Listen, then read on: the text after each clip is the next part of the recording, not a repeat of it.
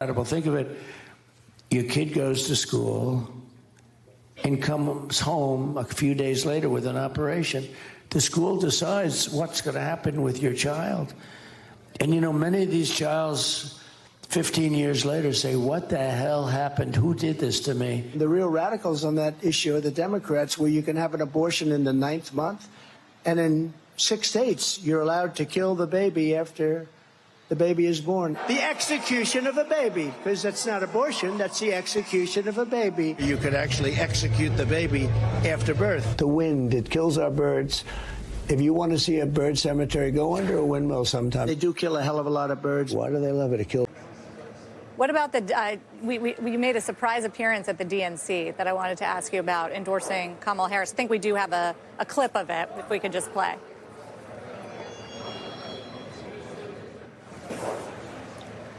What's up, everybody? Steph Curry here.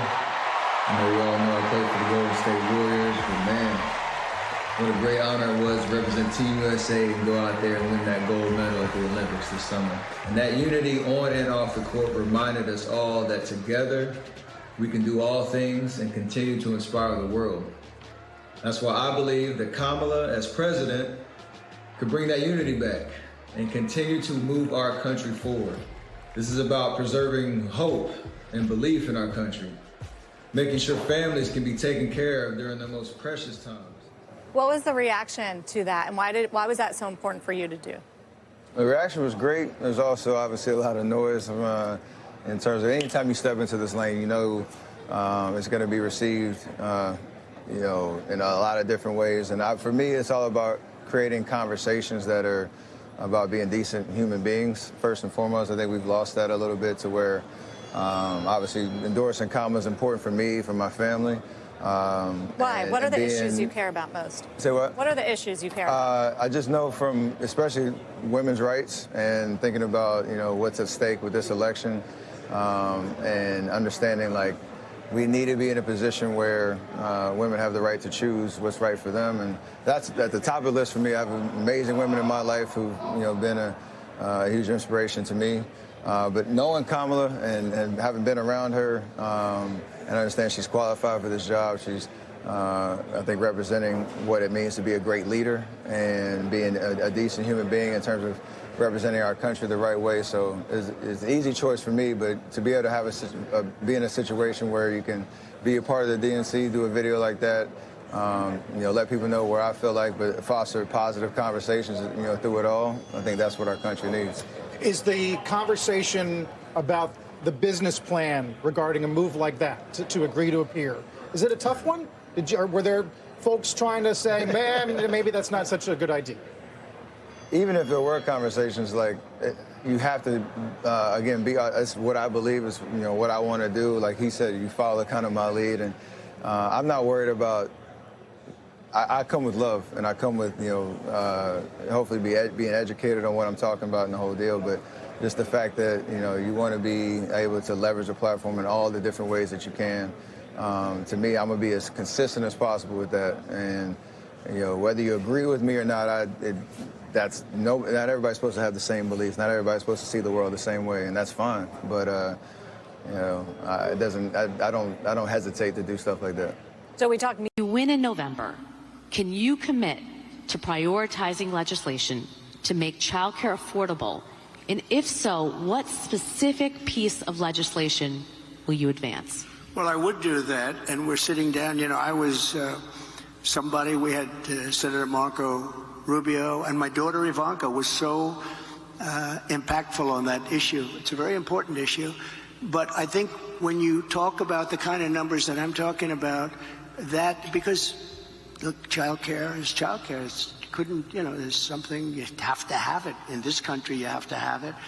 But when you talk about those numbers compared to the kind of numbers that I'm talking about, by taxing foreign nations at levels that they're not used to, but they'll get used to it very quickly. And it's not going to stop them from doing business with us, but they'll have a very substantial tax when they send product into our country.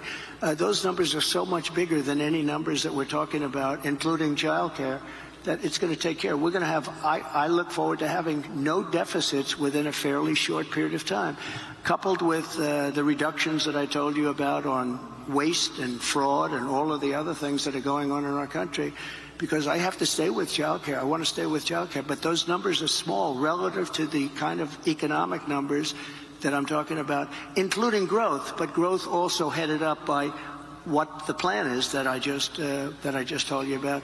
We're going to be taking in trillions of dollars, and as much as child care is talked about as being expensive, it's relatively speaking not very expensive compared to the kind of numbers we'll be taking in. We're going to make this into an incredible country that can afford to take care of its people, and then we'll worry about the rest of the world. Let's help other people. But we're going to take care of our country first. This is about America first. It's about make America great again. We have to do it because right now you won't have to vote anymore, my beautiful Christian.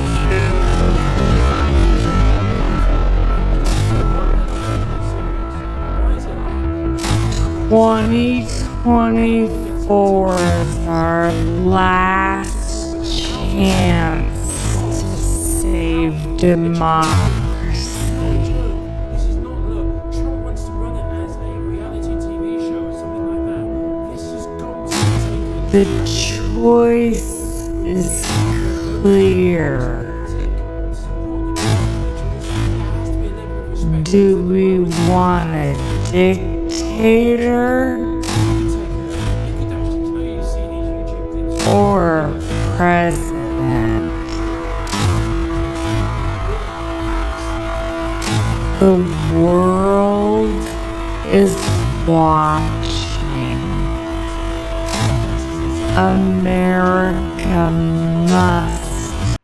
Hope, Gus, and Gwen, you are my entire world, and I love you. Some say of Donald Trump and the MAGA movement that the cruelty is the point. They're right. When Governor Tim Walz took to the stage at the DNC, he showed us not only a proud vision for America, but a deep love for his family. Building an America that's better, more compassionate, is personal for Tim Walz, whose son Gus has special needs. Gus exploded with love for his father after he took the stage. The camera caught him so incredibly proud of you, so emotional, saying, "That's my dad." I'm grateful I got to experience it, and I'm so proud of him. It was a wonderful moment for any decent person watching. But MAGA is anything but decent. Insults, mockery. These are the voices of Trump's enablers, the people who make up Donald Trump's movement. What kind of people taunt a disabled child? Trump's people. It's time to ask, is this who you are? Is this how you're raising your children? Is this what you want from a president?